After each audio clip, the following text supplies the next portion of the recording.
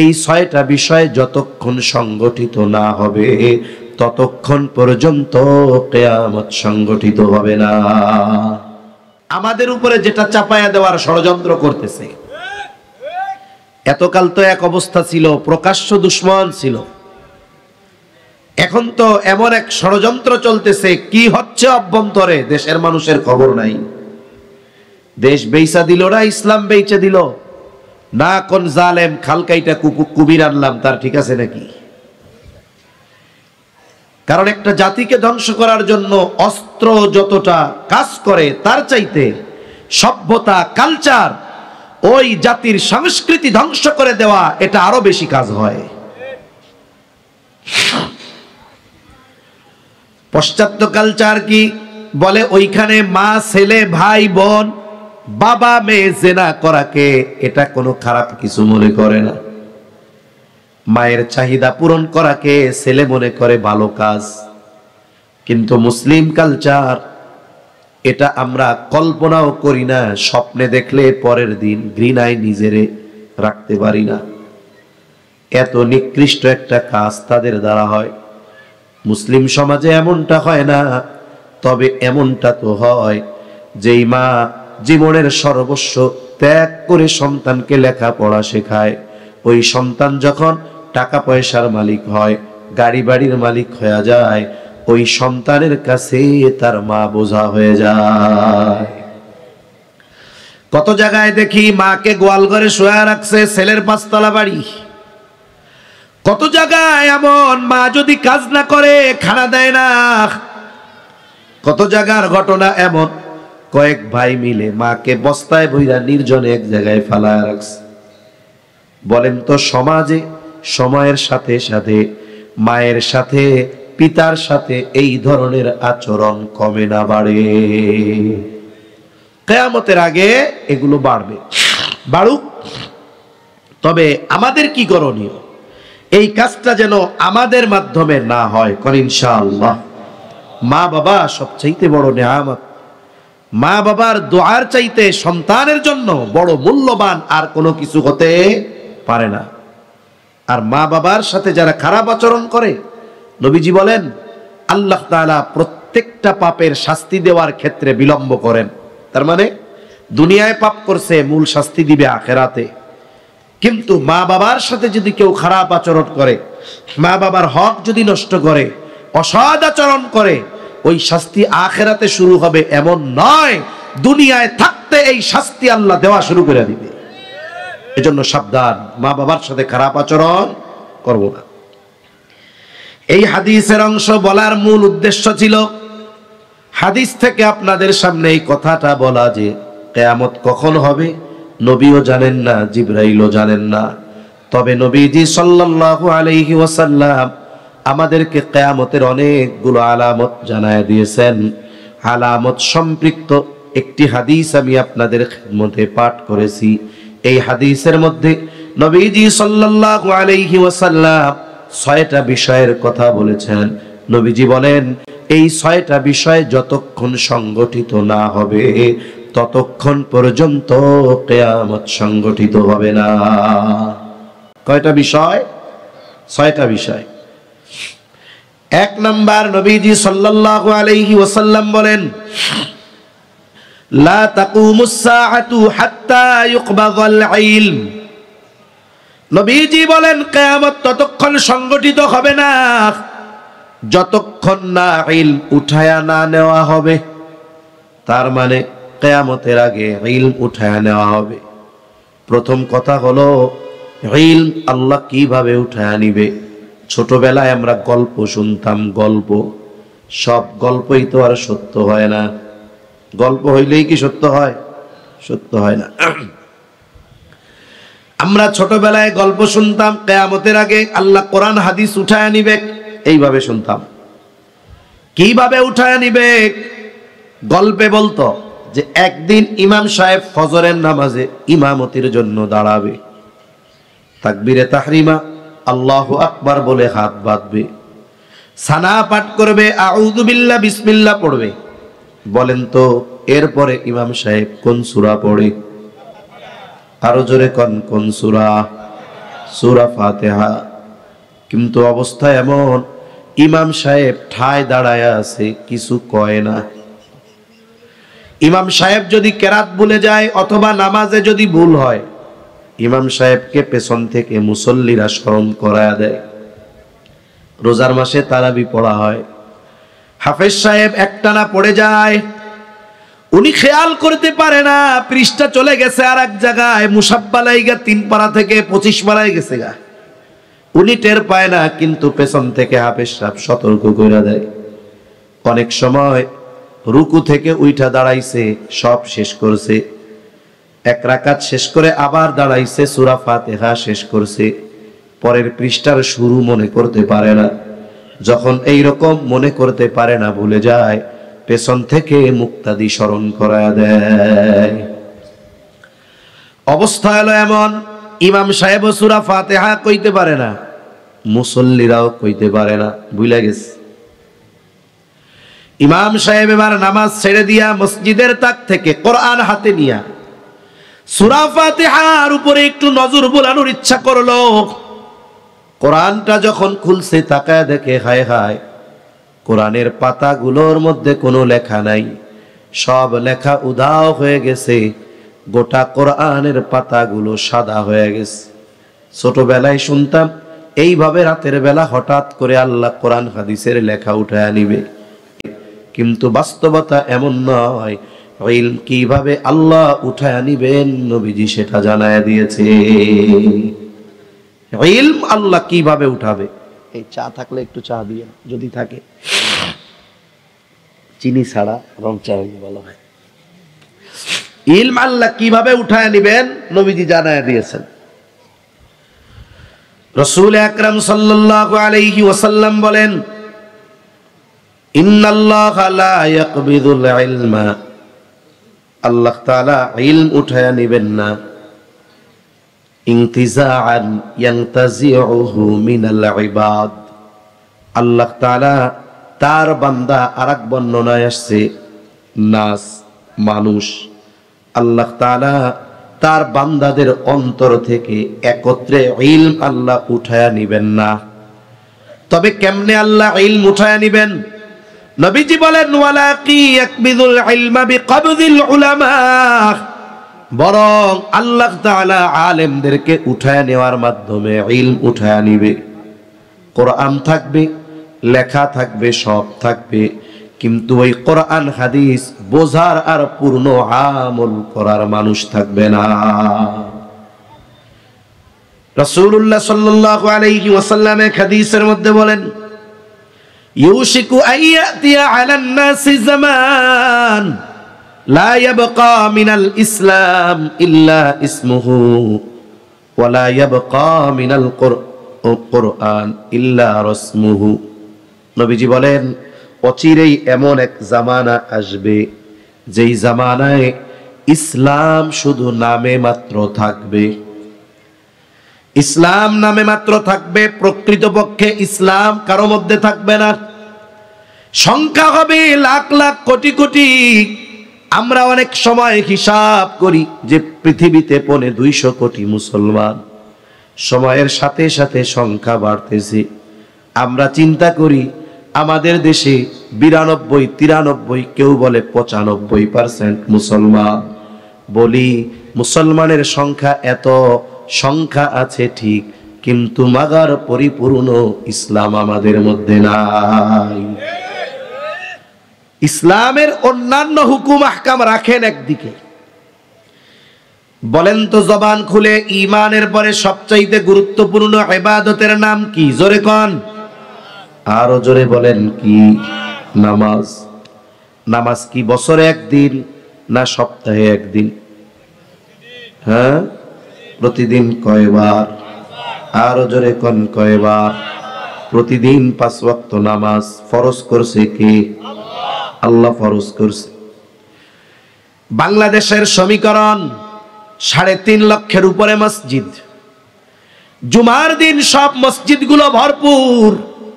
ঢাকা শহরে 6 তলা, 7 তলা, 8 তলা মসজিদ, এক এক তলায় 20টা কইরা কাতার, সব ভরপুর। মসজিদ ভরে গেছে, মসজিদের সামনে আরো ওই রকম 2 মসজিদের সমপরিমাণ লোক, মহল্লার মধ্যে মসজিদ ভরে গেছে, 2 মসজিদের মানুষ মসজিদের বাহিরে নামাজের জন্য দাঁড়াইছে, এত ভিড়। এরপরেও সমীকরণ হলো বাংলাদেশের 50% মুসলমান যারা জুম্মার নামাজ আদায় করে না। 50% প্রায় এরা জুম্মাও পড়ে না। 50% পড়ে, এর ঠেলায় 3.5 লক্ষ মসজিদ উতরাইয়া আরো বাইরে 3 মসজিদের সমান লোক। ঠিক ওই মসজিদ 6 তলা মসজিদ, 6 তলা ভরপুর, বাইরে 12 তলার লোক। ওই দিন আসরের নামাজের সময়, জুমার দিন ভরপুর, জুমার দিন আসরের নামাজের সময় ওই মহল্লার ওই 6 তলা মসজিদের 6 কাতারও বলে না। ঠিক কিনা বলেন? এবার হিসাব করেন মুসল্লি কয়জন, হিসাব শুধু মাগরিব দিয়া হবে না। মুসল্লি কয়জন, হিসাব শুধু এশা দিয়া হবে না।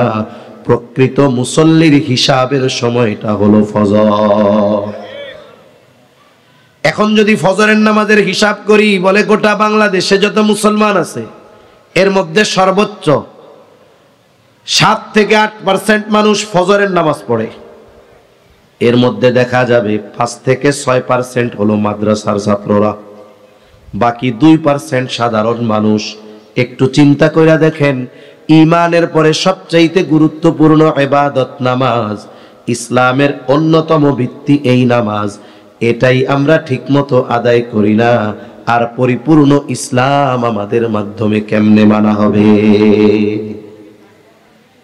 এখন যদি হিসাব করি, কি ব্যক্তিগত জীবনে ইসলাম নাই, পারিবারিক জীবনে ইসলাম নাই, সামাজিক জীবনে ইসলাম নাই, রাজনৈতিক জীবনে ইসলাম নাই, রাষ্ট্রীয় জীবনে ইসলাম নাই, কোনো জায়গায় ইসলাম নাই। আরে ভাই, আপনি ভাদুরিয়ার মুসলমান, আপনি ছোট্ট একটা চাকরি করেন, ব্যবসা করেন, আল্লাহ আপনারে জিজ্ঞাসা করবে না কিয়ামতের দিন, কেন তুমি রাষ্ট্রীয়ভাবে ইসলাম প্রতিষ্ঠা করলা না? বলে ওই প্রশ্ন করার আগে প্রথম প্রশ্ন হবে, তুমি কতটুকু ইসলাম মেনেছ? আমি পরিপূর্ণ ইসলামের মধ্যে আসলাম কিনা? আমি যদি আসি, আমার পরিবার আসবে, এরপরে আমার সামাজিকভাবে ইসলাম প্রতিষ্ঠা সহজ হবে। আস্তে আস্তে একটা সময় সবাই যখন, সব সমাজের মানুষ যখন, সব পরিবারের মানুষ যখন পরিপূর্ণ ইসলাম মানবে, এই দুনিয়ায় ইসলাম প্রতিষ্ঠার ক্ষেত্রে কেউ বাধা হতে পারবে না। আপনার কি মনে হয় ইসলাম প্রতিষ্ঠার ক্ষেত্রে বড় বাধা ইউরোপ আমেরিকা? না না, এর চাইতে বড় বাধা আমরা নিজেরা ইসলাম প্রতিষ্ঠায় বড় বাধা। সেজন্য ব্যক্তিগত জীবনে আগে প্র্যাকটিসিং মুসলমান হওয়া দরকার। এটাই তো আমাদের মধ্যে নাই। আমাদের 3.5 হাত বডিটি যদি ইসলাম ফিটিং না করতে পারি, আমার দ্বারা রাষ্ট্রীয়ভাবে ইসলাম ফিটিং কিভাবে হবে? আমাদের অনেকের উসুল এইটা, নিয়ম এইটা, মনে করি যে আমরা যদি রাষ্ট্রীয়ভাবে ক্ষমতা পেয়ে যাই, ইসলাম প্রতিষ্ঠা করে ফেলব। গতকাল আমাদের ধর্ম উপদেষ্টার একটা বক্তব্য ভাইরাল হয়েছে। আলোচনা সমালোচনা থাকবে, তবে ওটা বাস্তবতা। উনি বলেছেন যে আমাদের গোটা রাষ্ট্র ব্যবস্থা 100% সেকুলার রাষ্ট্র ব্যবস্থা। এখানে যদি একজন শাইখুল হাদিসকে, একজন হাকিমুন নফসকে, তাকেও যদি এনে স্বরাষ্ট্র মন্ত্রণালয়ের দায়িত্ব দেওয়া হয়, তাকে মদের লাইসেন্স দেওয়ার ওই পেপারে সাইন করতে হবে। উপায় নাই, কারণ সিস্টেম এরকম। এখন সিস্টেম পরিবর্তনের শুরু তো আমাদের থেকে দরকার ছিল, আমরা করতে পারতেছি না, নিজেরা পরিবর্তন করতে পারতেছি না। এটা আমাদের জন্য বড় দুঃখের। এজন্য আমরা অনেক সময় মনে করি যে আমি যখন ক্ষমতায় যাব সব পাল্টায় ফেলতে পারবো। এটা যতটুকু মনে করি তার চাইতে বেশি কঠিন। ঠিক কিনা বলেন? আমি যদি একটা এক্সাম্পল দেই আপনাদের, এই পৃথিবীতে বর্তমান সময়ে শরিয়াতে ইসলামের আলোকে রাষ্ট্র পরিচালনার ক্ষেত্রে সর্বোচ্চ প্রচেষ্টা যেই দেশ করে, সেই দেশের নাম ইমারতে ইসলামিয়া আফগানিস্তান। কি মনে হয় ভোট দিয়া সুন্দর মতো এই সুযোগ পাইছে নাকি? গোটা পৃথিবীর সর্বোচ্চ পরাশক্তির বিরুদ্ধে 20 বছর লড়াই করা লাগছে। যারা বিশ্লেষক এনারা বলেন, তারা যখন আমেরিকার ন্যাটোর বিরুদ্ধে তারা যখন যুদ্ধ পরিচালনা করতেছে, ওই সময় এদের পক্ষে ওই দেশের মানুষের অবস্থান ছিল 95%। তার মানে যেই সময় যুদ্ধ চলতেছে শতকরা 95% মানুষ তাদের পক্ষে থাকার পরেও 20 বছর এই পৃথিবীর সবচাইতে সম্মিলিত সামরিক জোট ন্যাটোর বিরুদ্ধে তাদের যুদ্ধ করা লেগেছে। কয় বছর? 20 বছর। আমাদের পরিস্থিতি চারদিকে তাকান, কত কঠিন। এজন্য আমরা যদি মনে করি এটা কঠিন আমাদের জন্য, তবে আল্লাহ চাইলে অসম্ভব নয়। তবে ক্ষমতা দেওয়ার শর্ত তো আল্লাহ একটা কোরআনে দিয়ে রাখছে। কি শর্ত? আল্লাহ তাআলা বলেন, ওয়া'আদাল্লাহুল্লাযীনা আমানু মিনকুম ওয়া আমিলুস সালিহাতি লা ইস্তাখলিফান্নাহুম ফিল আরদি কামাস্তাখলাফাল্লাযীনা মিন ক্বাবলিহিম। আল্লাহ তাআলার ওয়াদা, ঈমান আনতে হবে, সাথে সাথে নেক আমল করতে হবে। এই গুণ যারা পরিপূর্ণ অর্জন করবে তাদের ব্যাপারে আল্লাহর ওয়াদা, লা ইস্তাখলিফান্নাহুম ফিল আরদ, এই পৃথিবীর খেলাফত পরিচালনার দায়িত্ব তাদের দেওয়া হবে। কামাস্তাখলাফাল্লাযীনা মিন ক্বাবলিহিম, অতীতে যারা ঈমান আনার কারণে নেক আমলের কারণে এই পৃথিবী পরিচালনার ক্ষমতা যাদের দেওয়া হয়েছিল, ওই তাদের মতো আমরাও যদি ঈমান আনি, নেক আমল করি, অর্থাৎ পরিপূর্ণ ইসলামের উপরে প্রতিষ্ঠিত হয়ে যাই, আমাদেরকেও এই পৃথিবী পরিচালনার জিম্মাদারি দিবেন কে? এটা আল্লাহর পক্ষ থেকে ক্ষমতা পাওয়ার শর্ত। যদি আল্লাহর পক্ষ থেকে পেতে হয়, এই শর্ত দিছেন কে? এজন্য মনে রাখতে হবে, রাগ হবেন না। গণতান্ত্রিক সিস্টেম দিয়ে কিছু ভালো কাজ হতে পারে, এটা আমিও মানি। আল্লাহর কসম, ইসলাম প্রতিষ্ঠা হতে পারে না। সিস্টেম দিয়ে ইসলাম প্রতিষ্ঠা হবে না, এটা 100% কথা, লিখে রাখতে পারে। অনেক ভাই রাগ হবে, মৌলবী কয় কি, কোত্থেকে আইছে, লেখা রাখেন, চ্যালেঞ্জ দিয়ে গেলাম। ইসলাম প্রতিষ্ঠার জন্য গণতান্ত্রিক সিস্টেমে ইসলাম প্রতিষ্ঠা করা যাবে না। ইসলাম প্রদর্শিত সিস্টেম অবলম্বন করে ইসলাম প্রতিষ্ঠা করতে হবে, এটা মনে রাখতে হবে আমাদের। আল্লাহ বুঝবার তৌফিক দান করেন। এক কথা থেকে অন্যদিকে চলে গেলাম যে কিয়ামতের আগে অচিরেই এমন এক জামানা আসবে, ইসলাম শুধু নামে থাকবে। মুসলমান দাবি করব নিজেকে, কিন্তু মুসলমানিত্ব থাকবে না। ওয়ালা ইয়াবকা মিনাল কুরআন ইল্লা রাসমুহু, কোরআন শুধু লেখায় থাকবে, বাস্তবে কোরআন থাকবে না। আজ থেকে 20, 25, 30 বছর আগেও কোরআনের পাতাগুলো এত ঝকঝকে ছিল না, ছাপাগুলো, লেখাগুলো এত স্পষ্ট ছিল না। এখন তো বাজারে অনেক কোরআন পাওয়া যায়, কত শক্ত, সুন্দর, মজবুত বাইন্ডিং, কত সুন্দর তার পৃষ্ঠাগুলো, ওয়াটারপ্রুফ, পানিতেও ভিজে না। লেখাগুলো কয়েক কালারের লেখা, দেখলেই মনে চায় একটু ধইরা দেখি, এত সুন্দর লেখা। কিন্তু বলেন তো, এই যে কোরআনের ছাপা উন্নত হলো, লেখা উন্নত হলো, ফ্রন্ট গুলো সুন্দর হলো, বাইন্ডিং গুলো আরো ভালো হলো, কিন্তু সময়ের সাথে সাথে এইগুলার উন্নতি হয়েছে ঠিক, কিন্তু কোরআনের আমল আর তিলাওয়াতের উন্নতি হয়েছে নাকি? হয় নাই। কোরআনের আমলের কথা এক পাশে রাখেন, তিলাওয়াত সময়ের সাথে সাথে কমছে না বাড়ছে? হ্যাঁ, কোন তো বাড়ছে না কমছে? কমছে। একটা সময় ফজরের নামাজের পর যখন হাঁটতে বের হওয়া হতো, প্রত্যেকটা ঘরের থেকে কোরআন তিলাওয়াতের গুনগুন আওয়াজ আসতো। মহিলারা নিচু স্বরে তিলাওয়াত করতো, বাড়ির পুরুষেরা উচ্চ স্বরে তিলাওয়াত করতো। বলে কোরআনের উপরে আমল তো বহুদূর, সময়ের সাথে সাথে কোরআন তিলাওয়াতের মাত্রাও আস্তে আস্তে কমতেছে। অনেক বাইরে যদি জিজ্ঞাসা করি, যদি সত্য কথা বলে, জবাব হবে এইটা যে বছর 2টা পার হইছে, কোরআন শরীফ মিল্লাও দেই নাই। এরকম অনেক আল্লাহর বান্দা আছে না নাই? বাস্তবেই আছে, খুলে দেখে নাই। অনেক জায়গায় তো এমন আছে মুসলমান ঘরে কোরআনটা পর্যন্ত নাই, অনেকের কোরআন আছে তিলাওয়াত নাই। অনেকের ঘরে কোরআন আছে, উই পোকা খেয়ে ফেলছে, ইঁদুরে কেটে ফেলছে, এরপরে মসজিদে হুজুরের কাছে দিয়া গেছে, হুজুর ঘরের মধ্যে কোরআন ছিল, ইঁদুরে কাটছে, পড়তে তো পারি না, এখন কই ফালাবো? আপনি ফালান। এমনিই পড়ি নাই, ইঁদুরে কাটছে, এক গুনাহগার, আবার কই ফালাইয়া গুনাহগার হমু, ঠিক আছে নাকি? ফালান হুজুর আপনি, কোন তো আছে না নাই? তাহলে কি হলো? নবীজির এই কথা, অচিরেই এমন এক জামানা আসবে, ইসলাম নামে থাকবে, কোরআন লেখায় থাকবে, বাস্তবে ইসলাম থাকবে না, বাস্তবে মানুষের জীবনে কোরআন থাকবে না। নবীজি বলেন মসজিদগুলো খুব চাকচিক্যময় হবে, তবে মসজিদ খোলা হবে হেদায়েত শূন্য।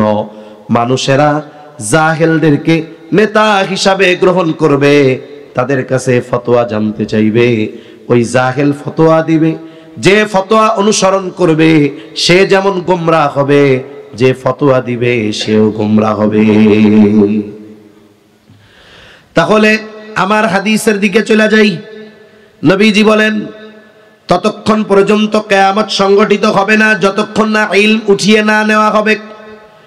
ইলম আল্লাহ একত্রে উঠায় নিবেন না, কোরআন হাদিসের লেখা উঠে যাবে না, এক রাত্রে কোরআন হাদিসের কপিগুলো আল্লাহ উঠায় নিবেন না, বরং আলেমদের উঠায় নেওয়া যাওয়ার মাধ্যমে ইলম উঠায় নেওয়া হবে। এই জন্য আমরা তো অনেক সময় অন্তরের মধ্যে আলেমদের প্রতি বিদ্বেষ রাখি। আল্লাহর কসম, এই জমিনে যতদিন হক্কানি উলামায়ে কেরাম থাকবে, আলেমরা থাকবে, ততদিন আল্লাহ কিয়ামত দিবে না। তাহলে কিয়ামত আমাদের থেকে দূরে থাকার অন্যতম মাধ্যম হলো উলামায়ে কেরাম। অনেক সময় আমরা জাগতিক কারণে উলামায়ে কেরামের বিরুদ্ধে আচরণ করি, উলামায়ে কেরামকে বকা দেই, যতই বকা দেই, যতই বিরোধিতা করি, বলে এই যে কিয়ামত ত্বরান্বিত হয় না, এর অন্যতম কারণ হলো উলামায়ে কেরাম। এই জন্য আলেমদের কদর করব, আলেমদের সাথে সুসম্পর্ক রাখবো।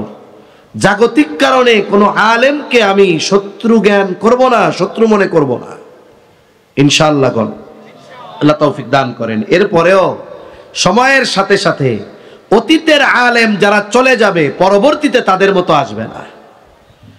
শাইখুল ইসলাম আল্লামা শাহ আহমদ শফি রহমাতুল্লাহি আলাইহি চলে গেছে, বলেন তো ওনার জায়গা পূর্ণ করার মতো কোনো ব্যক্তি আছে নাকি?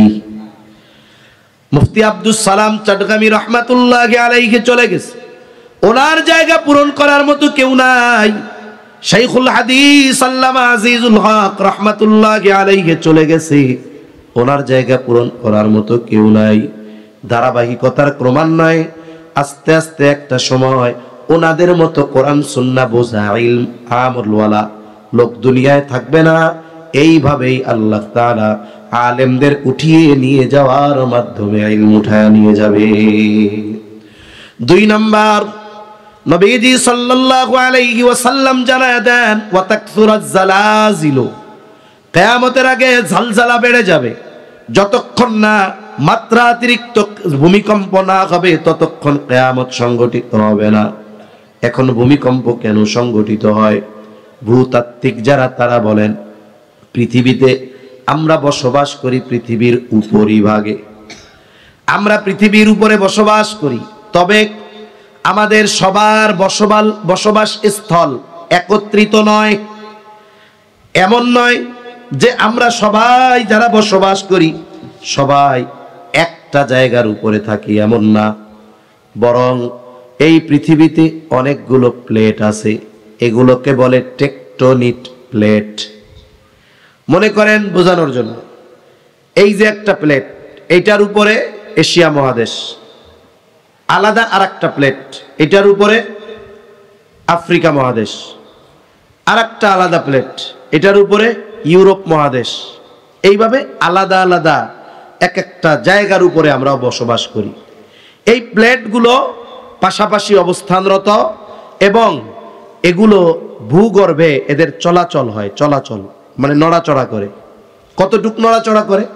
বলে এক একটা টেকটনিক প্লেট বছরে, এক বছরে 10 থেকে 16 সেন্টিমিটার পর্যন্ত চলাচল করে, নড়াচড়া করে, মাত্র 16 সেন্টিমিটার। এই চলাচলের কারণে পৃথিবীতে সর্বক্ষণ ভূমিকম্প হতে থাকে। তবে আমরা মানুষ 2, 2.5, 3 মাত্রা 4 মাত্রার ভূমিকম্প হলেও টের পাই না। যখন 16 সেন্টিমিটার নড়াচড়া হয়, যখন গতিটা থাকে কত, বছরে 16 সেন্টিমিটার এই গতিতে চলতেছে, এটা তো চোখেও ধরা পড়বে না। বলে এতটুকু গতিতে যখন নড়ে, তখন যদি 3.5 মাত্রার ভূমিকম্প হয়, 16 দুগুণী 32, এখন গতিটা যদি বেড়ে বছরে 32 সেন্টিমিটার গতি হয়ে যায়, তাহলে ভূমিকম্প হবে 7 মাত্রা। কয় মাত্রা? কথা বুঝেন নাই মনে হয়। কে কে বুঝেন নাই হাত উঁচা করেন তো। কথা কি বুঝেন? বুঝছেন তো না ঘুম আসতেছে? আরে ইনশাল্লাহ তো ভবিষ্যতে বুঝবেন। এখন কইতেছি, এখন না বুঝলে হবে? আচ্ছা, তাহলে যদি প্রতি বছরে গতি থাকে 16 সেন্টিমিটার, কোন সময় যদি ওই গতি বেড়ে 32 সেন্টিমিটার হয়, তাহলে 16 সেন্টিমিটারে যদি 3.5 মাত্রার ভূমিকম্প হয়, এর দ্বিগুণ 32 সেন্টিমিটারে ভূমিকম্প হবে কয় মাত্রার? 7 মাত্রার। 7 মাত্রার ভূমিকম্প যখন হয়, তখন কি হয় জানেন? তুরস্কে ভূমিকম্প হয়েছে, উঁচু উঁচু অট্টালিকাগুলো মুহূর্তের মধ্যে তছনছ হয়ে গেছে। আফগানিস্তানে হয়েছে, মুহূর্তের ভিতরে তছনছ হয়েছে। বেশ কয়েক বছর আগে জাপানে হয়েছে, তছনছ হয়ে গেছে। এই যে কিছুদিন আগে থাইল্যান্ড মায়ানমার সীমান্তে ভূমিকম্প। সর্বাধুনিক প্রযুক্তি ব্যবহার করে নির্মাণ করা উঁচু উঁচু বিল্ডিং গুলো কেমন যেন এইরকম বাতাসের সাথে নড়তেছে। কিয়ামতের আগে এই ধরনের বড় বড় ভূমিকম্প আরো বেড়ে যাবে। এখন ইমানদার সে তো এই জাগতিক বিপর্যয় শুধুমাত্র দুনিয়ার ওই বিশ্লেষক যারা, তাদের কথার উপরে মেনে নিবে না, বরং এই ধরনের বিপর্যয়কে ইমানদার ব্যক্তি কোরআন হাদিসের নজর দিয়ে বিশ্লেষণ করে। তাহলে ভূমিকম্প বাড়ার কারণ কি? ভূতাত্ত্বিকরা বলে এটা হলো টেকটনিক প্লেটের নড়াচড়ার কারণে। আর ভূমিকম্প কেন বাড়ে, এই বিপর্যয় কেন হয়? আল্লাহ তাআলার কোরআন থেকে জবাব নেন। আল্লাহ তাআলা বলেন, যাখারাল ফাসাদু ফিল বাররি ওয়াল বাহরি বিমা কাসাবাত আইদিন নাস। আল্লাহ তাআলা বলেন, জল স্থলের যত বিপর্যয়, এগুলো সব মানুষের হাতের কামাই।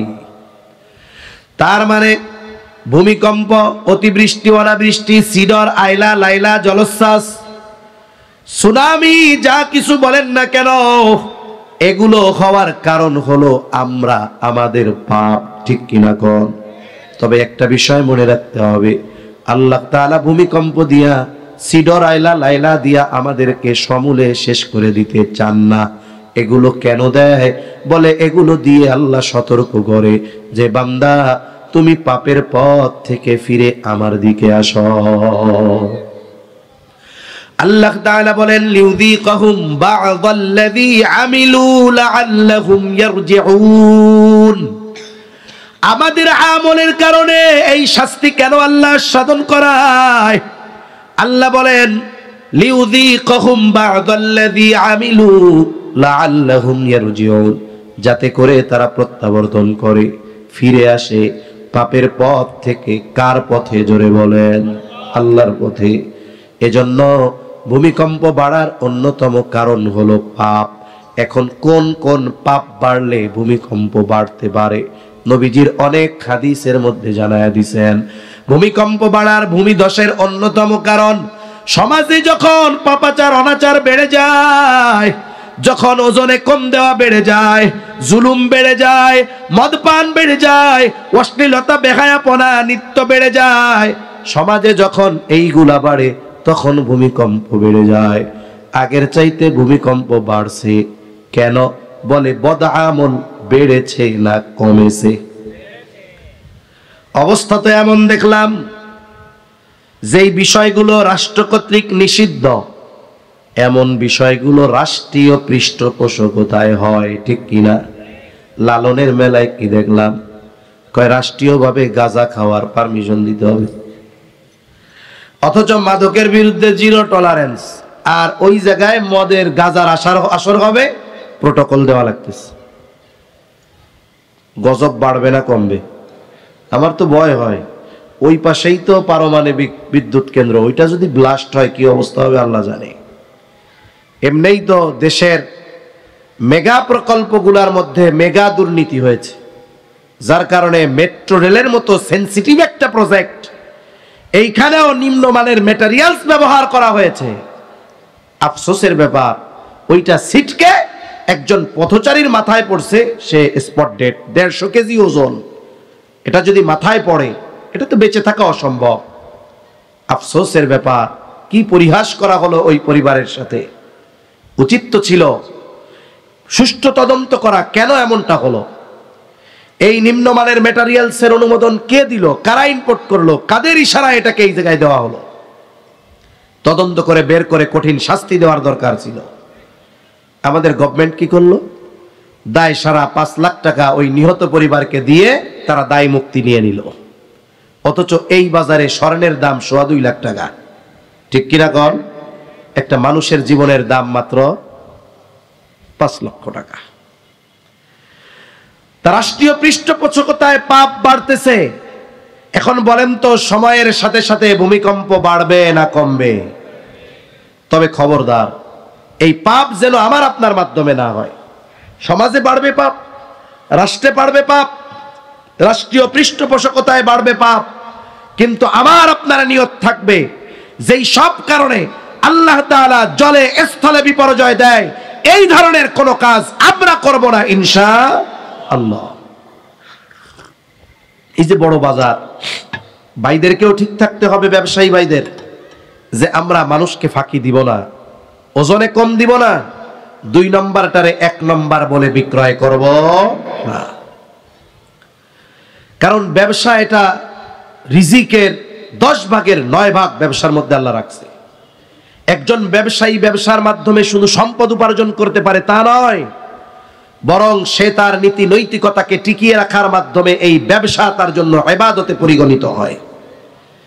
নবীজি সাল্লাল্লাহু আলাইহি ওয়াসাল্লাম বলেন, আত-তাজিরুস সাদুকুল আমিন মা'আন নাবিয়্যিন সিদ্দীকিন ওয়াশ শুহাদা'i ওয়াস সালিহিন। নবীজি সাল্লাল্লাহু আলাইহি ওয়াসাল্লাম বলেন, সত্যবাদী আমানতদার ব্যবসায়ী কিয়ামতের দিন নবীদের সাথে, শহীদদের সাথে, সিদ্দিকগণের সাথে, নেককার বান্দাগণের সাথে অবস্থান করবে। তাহলে কিয়ামতের আগে ভূমিকম্প বেড়ে যাবে, জালজালা বেড়ে যাবে। 3 নাম্বার, নবীজি সাল্লাল্লাহু আলাইহি ওয়াসাল্লাম বলেন, ওয়ায়াতাকারাবাজ জামান, সময় নিকটবর্তী হয়ে যাবে। এক জুমা থেকে আরেক জুমা নিকটবর্তী হয়ে যাবে। 2 দিন আগে জুমা পড়ছি, মনে হয় যেন 3 দিন পরে আবার জুমার নামাজ পড়তেছি। সময়টা কি হবে? এক হাদিসের মধ্যে নবীজি জানায় দেন, কিয়ামতের আগে কেমন যেন বছরগুলো মাসের মতো হয়ে যাবে, মাস কেমন যেন সপ্তাহের মতো হয়ে যাবে, সপ্তাহ দিনের মতো হয়ে যাবে, দিন ঘন্টার মতো হয়ে যাবে, ঘন্টা মিনিটের মতো, মিনিট আগুনের স্ফুলিঙ্গ, তার মানে সেকেন্ডের মতো হয়ে যাবে। বলেন তো, আজ থেকে 100 বছর আগে 7 দিনে সপ্তাহ ছিল, 30 দিনে মাস ছিল, 12 মাসে বছর ছিল, বছরে 1 যুগ, 12 বছরে 1 যুগ ছিল। এখনো এমনটা আছে না নাই? আরো জোরে কোন আছে না নাই? তাইলে সময় নিকটবর্তী হবে, সংকুচিত হবে কেমনে? মুহাদ্দিসিনে কেরাম বলেন, এর দ্বারা মূল উদ্দেশ্য হলো আল্লাহ তাআলা সময় থেকে বরকত উঠায় নিয়ে যাবে, সময়ের বরকত থাকবে না। এই পৃথিবীর অন্যতম আলেমে দ্বীন জাস্টিস মুফতি তাকি উসমানী দামাত বারকাতুহুমুল আলিয়া সময়ের মূল্যায়নের ব্যাপারে বয়ান করতে গিয়ে বলেন, সময় হলো এমন এক জিনিস, সময়ের ব্যবহারের কারণে সময় প্রলম্বিত হয়, সংকুচিত হয়। সময়ের ব্যবহারের কারণে সময়ের মধ্যে আল্লাহ বরকত দেয়, আবার ব্যবহারের কারণে সময় থেকে আল্লাহ বরকত উঠায় নিয়ে যায়। কোন কাজে সময়ে বরকত? নেক কাজ করলে সময়ের মধ্যে বরকত দেন কে? জোরে বলেন, আরো জোরে বলেন কে? নেক কাজ করলে সময়ের মধ্যে বরকত, গুনার কাজ করলে সময় থেকে বরকত আল্লাহ ছিনায় নাই। এখন বলতে পারেন হুজুর সময়ের বরকত কেমনে হয় এটা একটু বুঝায়া দেন। একটা উদাহরণ দেই, বুঝতে সহজ হবে। আমাদের মসজিদগুলায় আমরা যারা নামাজ পড়ি 5 ওয়াক্ত, ইমাম সাহেব 10 বছর ইমামতি করে, মোটামুটি মুসল্লিদের ইমামকে পিএইচডি করা হয়ে যায়। এই ইমামের ফজরে কয় মিনিট লাগে, জোহরে কয় মিনিট লাগে, আসরে কয় মিনিট লাগে, মাগরিবে কয় মিনিট লাগে, এশায় কয় মিনিট লাগে? বলেন তো, মুসল্লিদের মুখস্থ হয়ে যায় কি যায় না? ইমাম সাহেব ফজরের নামাজ 10 মিনিটের মধ্যে শেষ করেন। ইমাম সাহেব ফজরের নামাজে দাঁড়াইলেন, সামনে ঘড়ি আছে, মুসল্লিরাও দেখে। অন্যান্য দিন তাকবীরে তাহরিমার 5 মিনিট পরে তিনি বা 4 মিনিট পরে তিনি প্রথমবার রুকুতে যায়। 5:30 ফজরের নামাজ শুরু হইল, হিসাব ছিল 5:35 উনি সেজদায় থাকবে। সামনে ঘড়ি 35 বাজে গেছে, ইমাম এখনো রুকুতে যায় না। 36 বাজে গেছে, এখনো রুকুতে যায় না। ইমাম সাহেব চিন্তা করছে অন্যান্য 2 রাকাত পড়াই, আজকে 1 রাকাতে পুরা সূরাটাই তিলাওয়াত করব। কিন্তু মুসল্লি 15 থেকে যখন 16 বাজছে, পেছন থেকে একজনের ব্যারাম শুরু। আছে না নাই? এবার যখন 17 এখনো রুকুতে যায় না, এইবার ওনারে অনুসরণ কইরা আরো 10 জন জামাতের সাথে কাশি দেওয়া শুরু করছে। মসজিদের মধ্যে খুশখুশ কাশির আওয়াজ। ইমাম সাহেব চিন্তা করে, হায় রে, চিন্তা করছিলাম সূরা দাহরটা শেষ কইরা রুকুতে যামু, মুসল্লিদের যে কাশি উঠছে, একটু পরে আমার শুরু না হয় তার ঠিক আছে? আল্লাহু আকবার। নামাজ হলো এমন এক ইবাদত যার মাধ্যমে সরাসরি কানেকশন হয় কার সাথে? আরো জোরে কোন কার সাথে? আল্লাহর সাথে। তাহলে এর চাইতে ভালো কাজ আর কিছু আছে? আসেনি? জোরে কোন আছে? নাই। অথচ ইমাম সাহেবের যদি নামাজে 2 মিনিট বেশি লাগে, এটা আর কলিজায় সহ্য হয় না।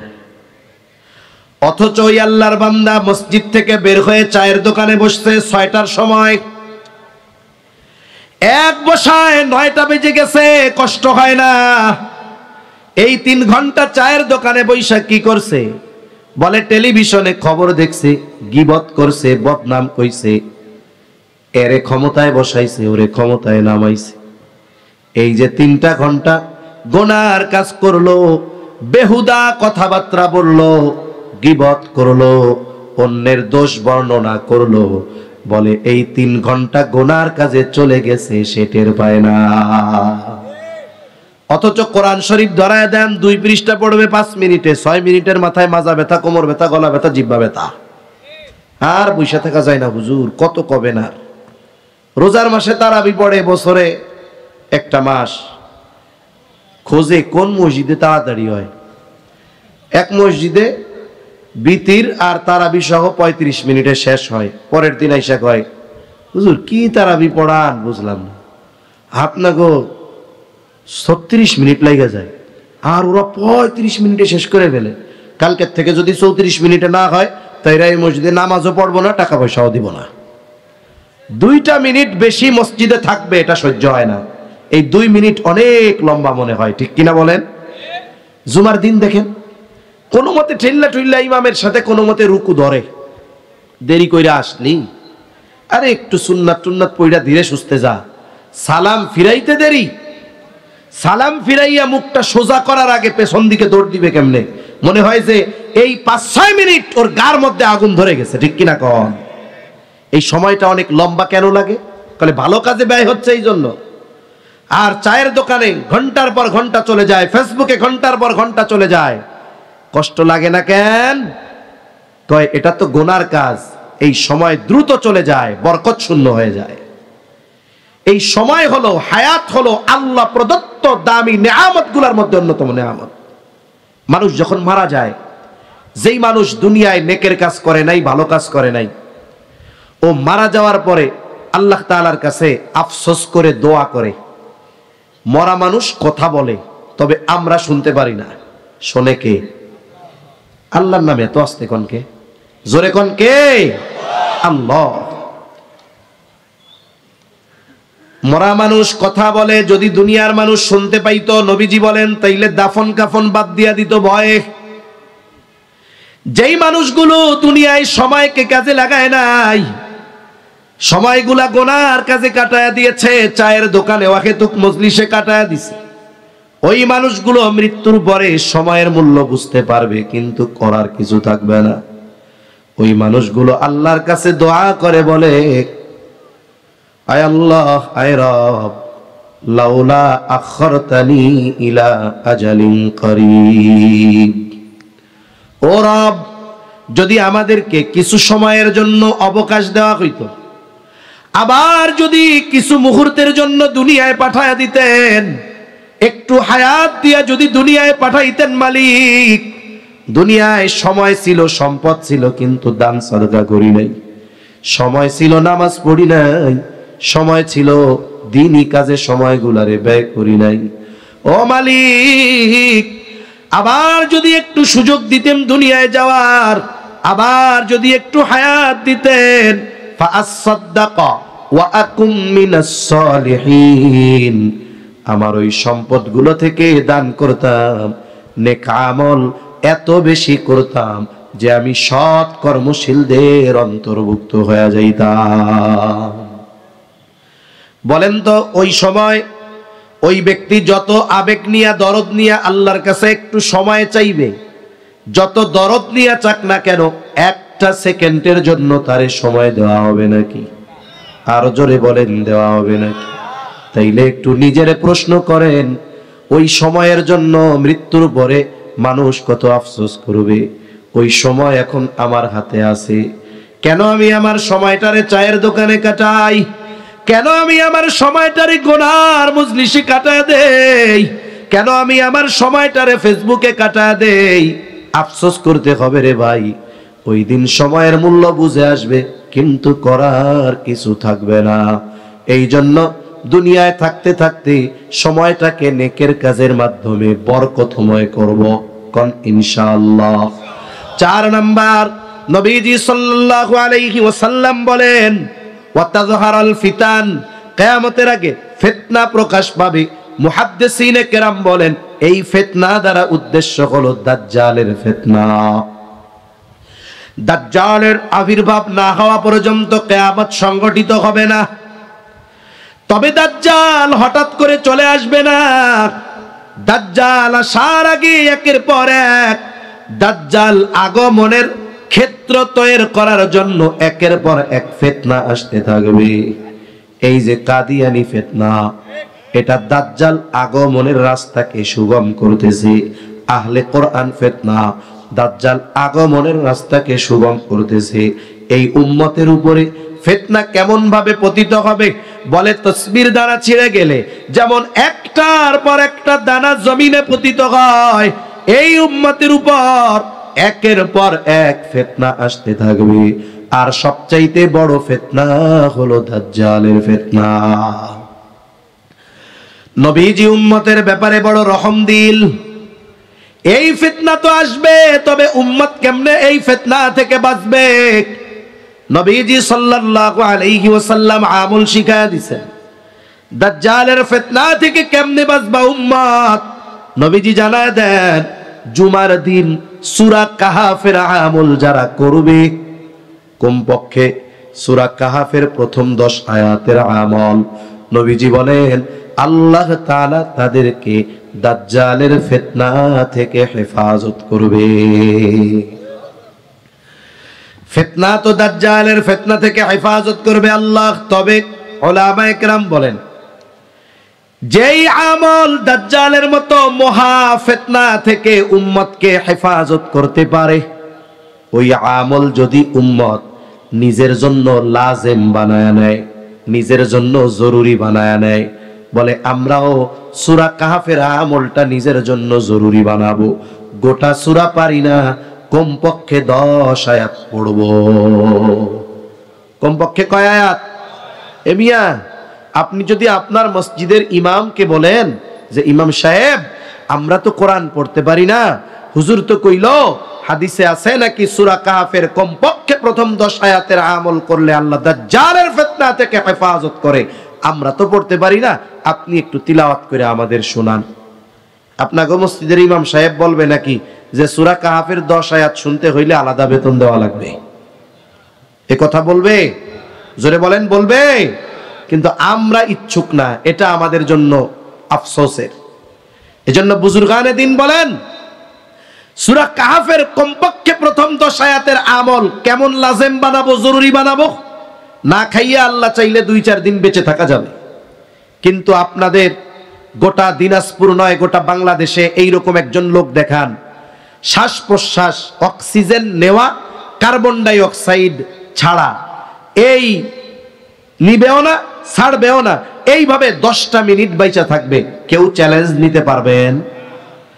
তাহলে বেঁচে থাকার জন্য শ্বাস প্রশ্বাস যেমন জরুরি, ফিতনা থেকে বাঁচার জন্য সূরা কাহফের আমল তেমন জরুরি বানায় নিব। এই জন্য বুজুর্গানে দিন বলেন যেই আমল দাজ্জালের মতো মহা ফিতনা থেকে উম্মতকে হেফাজত করবে, উম্মত যদি ওই আমল নিজের জন্য লাজিম বানায় নেয়, দাজ্জাল আসার আগে যত ফিতনা আসবে সব ফিতনা থেকে আশা করা যায় বান্দাকে হেফাজত করবেন যিনি তিনি কে। তাহলে আগামী জুমা থেকে সূরা কাহফের 10 আয়াতের আমল নিজে না পড়তে পারলেও আরেকজনকে দিয়া তিলাওয়াত করায় শুই না আমল করার মধ্যে আমি অন্তর্ভুক্ত হব। কারা কারা হাত উঁচা করি? নারায়ে তাকবীর, নারায়ে তাকবীর।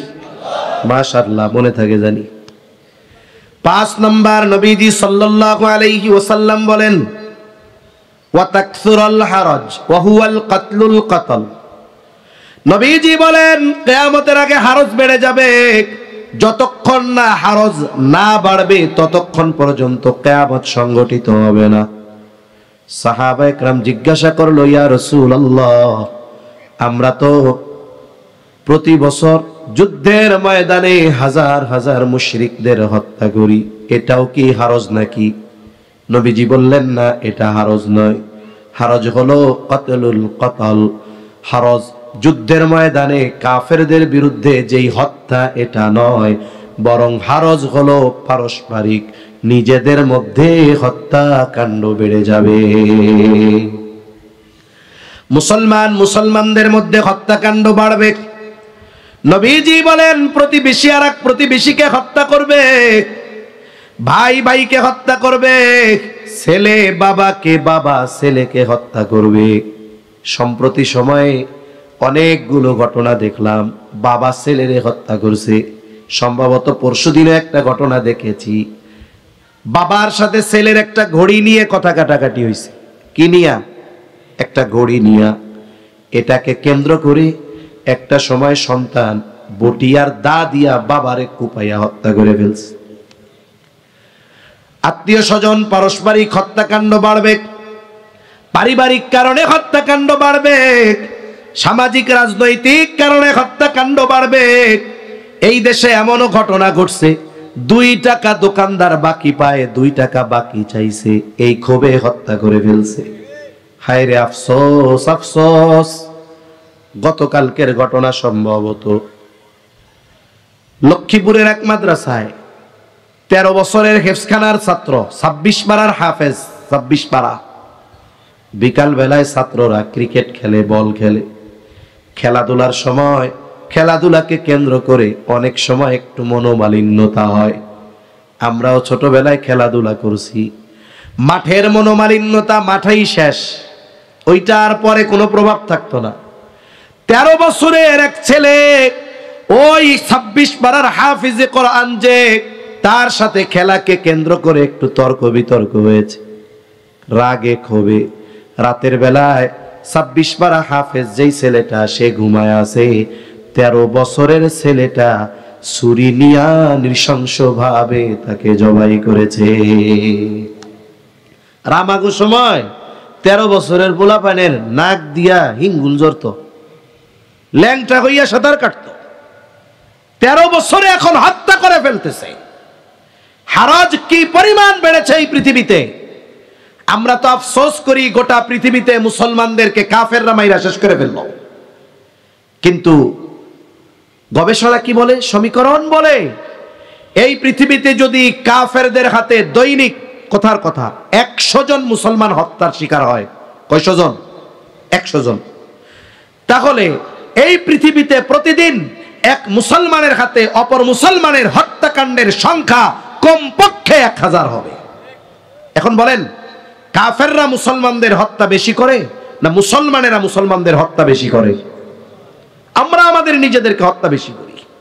আমাদের দেশে যদি 64 জেলার প্রায় 90,000-এর উপরে গ্রাম যদি হিসাব করা হয়, সব তথ্য যদি দৈনিক বের করতে পারেন, এই দেশেও দৈনিক কমপক্ষে 2 থেকে 300 ঘটনা পাবেন যে জাগতিক কারণে মুসলমান অপর মুসলমানকে হত্যা করছে।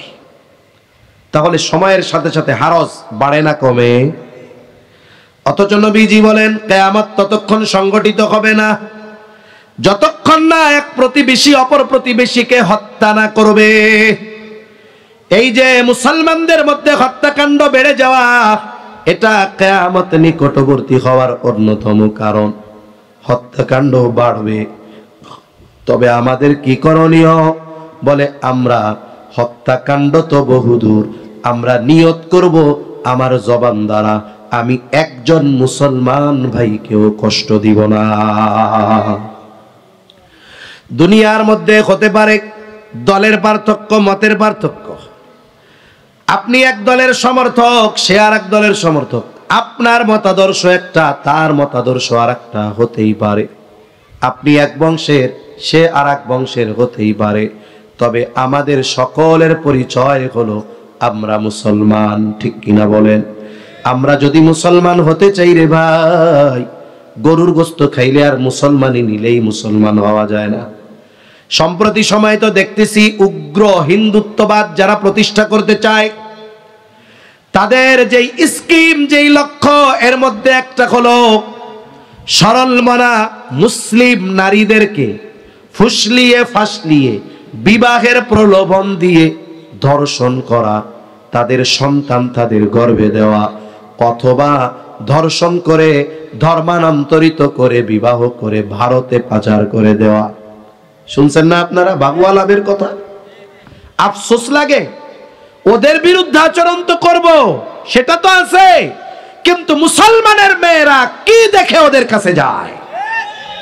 এগুলোর জন্য পারিবারিক শিক্ষা অভাব রয়েছে, মা বাবার দায়বদ্ধতা রয়েছে। ইসলাম যেখানে আপনার সাবালিকা, যেই মেয়ে বালেগা হয়ে গিয়েছে, তার ব্যাপারে যেই বিধিবিধান নীতিমালা দিয়েছে, আপনি জাগতিক কিছু সফলতার আশায় আপনার ওই সুদর্শন ষোড়শী যুবতী মেয়েটাকে একজন যুবকের পাশে ঘেঁষে পড়ার লেখার সুযোগ করে দিয়েছেন।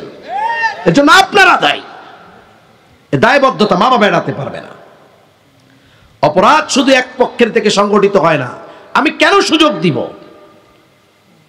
খবরদার, এই বিষয়গুলোর ব্যাপারে সচেষ্ট থাকতে হবে। ঠিক কিনা বলেন? সাবধান। এখন আমি একটা প্রতিবেদনে দেখলাম,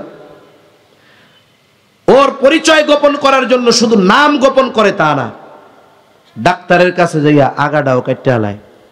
বুঝছেন নি? সে নিজেকে পরিপূর্ণ মুসলিম হিসাবে তার সামনে প্রেজেন্ট করে, হয়তো কিছু গিফট দেয়, কিছু উপহার দেয়, একটা মোবাইল কিনে দেয়, এর বিনিময়ে একটা নারীর সবচাইতে দামি সম্পদ সতীত্ব একজন অমুসলিমের সামনে সে বিলিয়ে দিয়ে আসে। খবরদার, সামাজিকভাবে আমাদের সচেতন হওয়া দরকার, সামাজিক সচেতনতা গড়ে তোলা দরকার। বিশেষ করে এই যে উলামা একরাম যারা আছেন, ওনাদের সাথে পরামর্শ করে এই বিষয়গুলোর ব্যাপারে যদি সামাজিকভাবে প্রতিরোধ আমরা গড়ে না তুলি, ঠেকানো কঠিন। কেন? প্রশাসন সহ দেশের সর্বোচ্চ পর্যায় পর্যন্ত ওই জালেমদের এজেন্ট নিয়োগ দেওয়া আছে। এজন্য আপনি আমি যদি মাজলুম হই, তারা আইনের গেড়াকলে উল্টা আমাকে আপনাকে জালেম বানায় ফেলবে। এজন্য যদি সামাজিকভাবে দাওয়াতের মাধ্যমে উলামা ইকরামের পরামর্শ সাপেক্ষে সামাজিকভাবে যদি আমরা সচেতন না হই, হয়তো ওই ভাইরাস আপনাদের এলাকায় আসে নাই, কিন্তু যখন শুরু হয়েছে কখন চলে আসে বলা যায়। এজন্য অভিভাবকদেরকে সতর্ক হতে হবে। তা বলতেছিলাম যে মুসলমান শুধু কেটে ফেললেই হয় না, ওই জেনা করার জন্য, পরিচয় গোপন করার জন্য ওরাও কাইটা ফেলতেছে। তা মুসলমান কে? قال رسول الله صلى الله عليه وسلم المسلم من سلم المسلمون من لسانه ويده। নবীজি সাল্লাল্লাহু আলাইহি ওয়াসাল্লাম বলেন, প্রকৃত মুসলমান হলো সে যার জবান এবং হাতের অনিষ্ট থেকে অপর মুসলমান নিরাপদ থাকে। আমি যদি আর এক মুসলমান ভাইকে জাগতিক কারণে বকা দেই, আমি যদি এক মুসলমান ভাইয়ের গীবত করি, আমি যদি অপর আর এক মুসলমান ভাইয়ের ব্যাপারে মিথ্যা অপবাদ দেই, আল্লাহর কসম আমি তাহাজ্জুদ গুজারি হতে পারি, আওয়াবিন ছোটে না, ইশরাক ছোটে না, আইয়াম বীজের রোজাগুলো ছোটে না, সোম বৃহস্পতিবারের রোজা ছোটে না। বলে যতই ইবাদত করি না কেন, এই যে মুসলমান ভাইকে জবানের দ্বারা কষ্ট দেই, খারাপ ব্যবহার করি, এই কারণে ইবাদত করার পরেও আমি প্রকৃত মুসলমান হতে পারবো না। নবীজির কাছে দুইজন মহিলার ব্যাপারে খবর আসছে। একজনের ব্যাপারে বলা হলো, ইয়া রাসূলুল্লাহ, এই মহিলা এমন কোন ইবাদত নাই যে করে না, কোন নফল ইবাদত তার ছুটে যায় না, সব সময় তাসবিহ তাহলিল জিকির আজকারের উপরে থাকে। তবে মহিলার একটা সমস্যা, সে তার প্রতিবেশীর সাথে খারাপ আচরণ করে, রূঢ় ব্যবহার করে। আর একজন মহিলার ব্যাপারে বলা হলো, ইয়া রাসূলুল্লাহ, এই মহিলা যেই আমলগুলো না করলেই নয় সেইগুলো ছাড়া কিছু করে না। তার মানে ফরজ, ওয়াজিব, সুন্নাতে মুআক্কাদা, এর বাইরে তার আর কোনো আমল নাই। কিন্তু তার একটা ভালো দিক, সে তার প্রতিবেশী যারা আছে তাদের সাথে ভালো ব্যবহার করে। ইয়া রাসূলুল্লাহ, এই দুইজনের মধ্যে কে উত্তম? নবীজি তার কথা বলেন নাই যে আওয়াবিন ইশরাক ছাড়ে না, বরং নবীজি বলেন যে তার প্রতিবেশীকে কষ্ট দেয় না সে হলো উত্তম। তাইলে আমি ইবাদতের অভাব রাখলাম না, কিন্তু আমি মুসলমান ভাইকে জবানের দ্বারা কষ্ট দিলাম, ক্ষমতা আছে হাত ব্যবহার করে কষ্ট দিলাম। এখন বলেন তো, আমার ইবাদত আমারে কি পূর্ণ মুসলমান বানাতে পারবে? পারবে না। এজন্য নবীজি সাল্লাল্লাহু আলাইহি ওয়াসাল্লাম আর হাদিসের মধ্যে বলেন, সিবাবুল মুমিনি ফুসুকুন ওয়া কিতালুহু কুফর। নবীজি বলেন, মুমিনকে গালি দেওয়া ফাসিকি, হত্যা করা কুফরি। যেই মুমিন অপর মুমিনের ব্যাপারে জবানকে নিয়ন্ত্রিত করতে পারবে, জবানকে সংযত করতে পারবে, আশা করা যায় ওই মুমিন তার দ্বারা কখনো অপর মুমিন মুসলিম ভাইয়ের গায়ে কখনো হাত উঠবে না। এজন্য জবান নিয়ন্ত্রণ করব, কর ইনশাআল্লাহ। কারণ এই জবানের কারণে তুচ্ছ বিষয়কে কেন্দ্র করে বড় বড় ঘটনা সংঘটিত হয়। শব্দ উচ্চারণ নিয়ে গ্যাঞ্জাম লাইগা 2 গ্রামের অনেকজন মানুষ মারা গেছে, জেলখানায় গেছে, আহত হয়েছে। করোনাকালীন সময় রাজবাড়ী জেলায় 2 জনের মধ্যে তর্ক লাগছে। একজনে কয় মুখে যেটা লাগাইতে হবে ওইটা হলো মাস্ক, আর একজনে কয় ওইটা হলো মাস্ক। একজনে কইছে মাস্ক, আর একজনে বলছে মাস্ক। নাম যা হয় হোক, যে যেটা বলুক, বস্তুর যেই মৌলিকত্ব এটা তো আর পরিবর্তন হবে না, কিন্তু নিজেরটাকে সাবেত করতেই হবে। আমারটা সঠিক, আপনারে 2-4 বার বলার পরে আপনি যদি না মানেন, আপনারে জোর কইরা মানানোর দায়িত্ব কি আল্লাহ আমারে দিছে? দেয় নাই। কোন নবীকে কি আল্লাহ এই দায়িত্ব দিছে নাকি? জোর কইরা ঘাট ধইরা তুমি তাদেরকে ঈমান আনাবা, এই দায়িত্ব দিছে? দেয় নাই। নবীর দায়িত্ব হলো আল্লাহ তাআলার যেই কথা বাণী এগুলো সঠিকভাবে সবার কাছে পৌঁছায়া দেওয়া। মানলে ভালো, না মানলে তোমার যা অবস্থা হবে সেটা হবে। এই দুইজনের তর্ক লাগছে। এই তর্কে প্রথম দুইজন মারামারি শুরু করছে। এরপরে দুইজন দুই গ্রুপে ডাকছে, দুই গ্রামের লোকজন আইসা একেবারে রক্তক্ষয়ী সংঘর্ষ, জায়গায় কয়েকজন মারা গেছে, কয়েকজন আহত হয়ে হসপিটালে। দুই গ্রুপ থেকে পুলিশের মামলা বাণিজ্য, ওরা মারামারি কর, অসুবিধা নাই, লাভ তো আমাগো, ঠিক কিনা বলেন? তাহলে মুসলমান, আজকে থেকে আমাদের নিজের উপরে নিজের প্রতিজ্ঞা হবে, আমার দলের না হোক, আমার মতের না হোক, কিন্তু সে যদি ইমানদার হয়, আমি আমার ওই ইমানদার ভাইকে আমার জবানের দ্বারা, কথার মাধ্যমেও একটা কষ্ট দিব না। করেন ইনশাআল্লাহ, আল্লাহ তৌফিক দান করেন। আমাদের মধ্যে বিভেদ শুধুমাত্র এই জবানের কারণে আমাদের মধ্যে বিভেদ বেশি। একই মসজিদে নামাজ পড়ি, আসলে আমাদের অন্তর যোজন যোজন দূরত্ব। এভাবে যদি চলতে থাকে, একটা সময় যতটুকু শক্তি সঞ্চয় করার অবস্থা আছে এটাও আমাদের থাকবে না। জালেমরা সমূলে আমাদেরকে নিশ্চিহ্ন করে দিবে। শুধুমাত্র সংখ্যায় থাকবো 92% মুসলমান, কিন্তু মুসলমানিত্ব নিয়ে, টুপি নিয়ে, দাড়ি নিয়ে, ইসলাম নিয়ে এই ভূখণ্ডে বসবাস করা কঠিন হয়ে যাবে।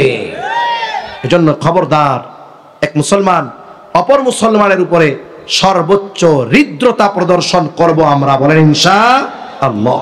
হত্যাকাণ্ড তো বহুদূর। আমাদের মেহমান চলে আসছে, তাই না? আসছে না? আসছে।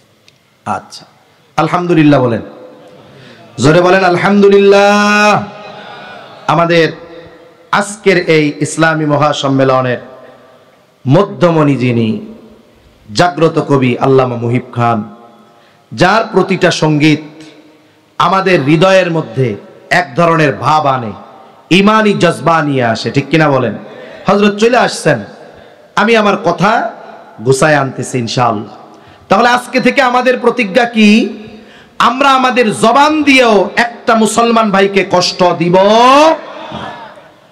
6 নাম্বার, নবীজি সাল্লাল্লাহু আলাইহি ওয়াসাল্লাম বলেন, হাত্তা ইয়াকসুরা ফীকুমুল মালু ফায়াফিদু।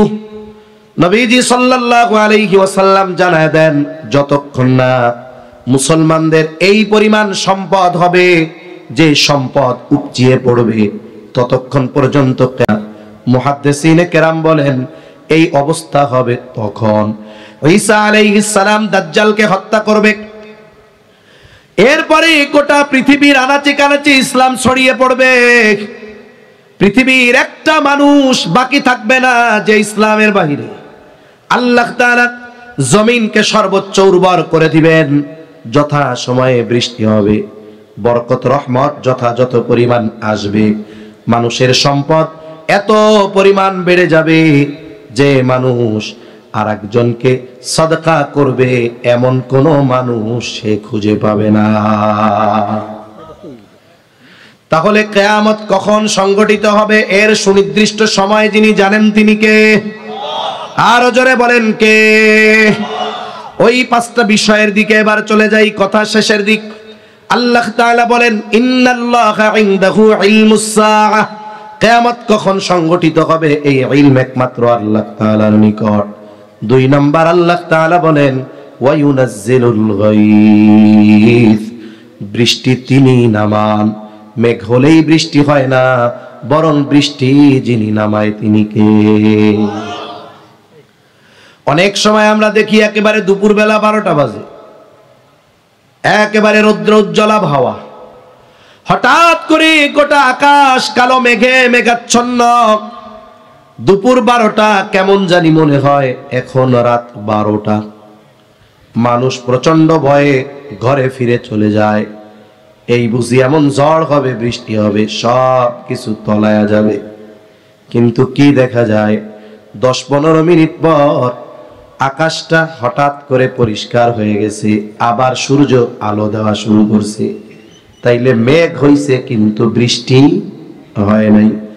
আবার অনেক সময় আমরা দেখতে পাই এমন, আকাশের কোথাও কোনো মেঘ নাই, আকাশ মাথার উপরে পরিষ্কার, আশেপাশে কোনো মেঘ নাই, হঠাৎ করে 20 মিনিট এমন বৃষ্টি নামছে, শুকনা জায়গায় গিরা পানি। হয় কি হয় না? তার মানে বৃষ্টি মেঘ হলেই হয় না, বরং বৃষ্টি যিনি নামান তিনি কে? এরপরে আল্লাহ তাআলা বলেন ওয়া ইয়ালামু মা ফিল আরহাম। চলে আসছে? আচ্ছা, তাকবীর দেন, নারায়ে তাকবীর, আর জোরে নারায়ে তাকবীর। জাগ্রত কবির আগমন, নারায়ে তাকবীর, নারায়ে তাকবীর। মাশাআল্লাহ। যারা এখনো ঘোরাফেরা করতেছেন আপনারা সবাই তাড়াতাড়ি এসে চেপে চেপে মিশে মিশে বসে যান। তাহলে আল্লাহ তাআলা 3 নাম্বার গায়েবের বিষয়টা হলো ওয়া ইয়ালামু মা ফিল আরহাম। মায়ের রেহেমে কি আছে, ছেলে না মেয়ে, যিনি জানেন তিনি কে? আল্ট্রাসোনোগ্রাফির মাধ্যমে জানা যায় অনেক পরে, কিন্তু এর আগে যখন রক্তপিণ্ড মাংসপিণ্ড থাকে, দুনিয়ার কোনো বিজ্ঞানে কথা বলতে পারে না যে এই রক্ত এই মাংস ছেলে হবে না মেয়ে হবে, কিন্তু বলতে পারেন কে? এরপরে আল্লাহ বলেন ওয়ামা তাদরি নাফসুম মাযা তাকসিবু গাদা। কেউ জানে না সে আগামীকাল কি উপার্জন করবে। আজকে যে কোটিপতি সে জানে না আগামীকাল তার সম্পদ থাকবে কিনা। আজকে যে অভাবে আছে সে বলতে পারে না যে আগামী দিন তার এই অবস্থা থাকবে কিনা। এজন্য 2টা বিষয় মনে রাখা, সচ্ছলতার সাথে থাকলে অহংকার না করা, অভাবে কষ্টে থাকলে সর্বোচ্চ হতাশায় না ডুবা। কারণ আগামী দিন কার কপালে কি আছে যিনি জানেন তিনি কে। এরপরে আল্লাহ বলেন কেউ জানে না কোন জমিনে তার মৃত্যু হবে। কারণ মানুষের যেখানে আল্লাহ মৃত্যু লিখে রাখছেন, ঠিক আল্লাহ তাআলা প্রয়োজন সৃষ্টি করে হলেও তাকে ওই জায়গায় নিয়ে যাবেন। যথা স্থানে যথা সময়ে আমাদের মৃত্যু নির্ধারিত করে রেখেছেন কে? আরো জোরে বলেন কে? এই যে গায়েব সম্পৃক্ত বিষয়গুলোর উপরে আমরা আমাদের বিশ্বাসে কোনো যদি কমতি থাকে, এই ত্রুটিগুলো দূর করে সর্বোচ্চ দৃঢ়তার সাথে গায়েবের বিষয়গুলোর উপরে আমরা বিশ্বাস ঈমান আনবো তো ইনশাআল্লাহ। সাথে সাথে কিয়ামতের আগে যেই অপরাধগুলো বাড়বে, যার কারণে ভূমিকম্প হবে, কিয়ামত ত্বরান্বিত হবে, কমপক্ষে সেই কাজগুলো যেন আমাদের মাধ্যমে না হয়। আর অনুরোধ করব আমরা এই জাগতিক কারণকে সামনে রেখে আমাদের মধ্যে বিভেদ অনৈক্য বাড়াবো না। জোরে কোন ইনশাআল্লাহ। আল্লাহ সুবহানাহু ওয়া তাআলা আমাদের সবাইকে কথাগুলো বুঝবার তৌফিক দান করেন। সকলে বলি আমিন। ওয়া আখিরু দাওয়ানা আনিল হামদুলিল্লাহি রাব্বিল আলামিন।